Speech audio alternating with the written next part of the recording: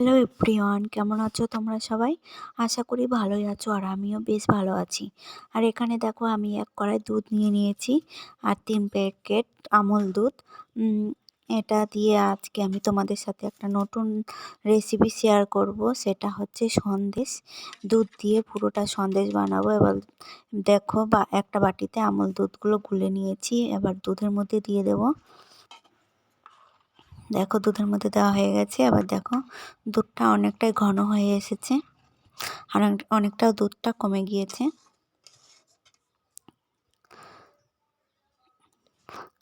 বাজারে যেরকম কালাকাত পাওয়া যায় ঠিক সেরকম হবে, তার থেকেও খেতে দারুণ টেস্টি লাগবে।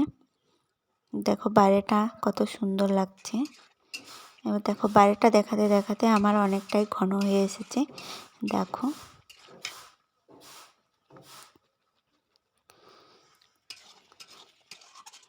এরকম বানিয়ে তোমরা একবার খেয়ে দেখো, দারুণ লাগে।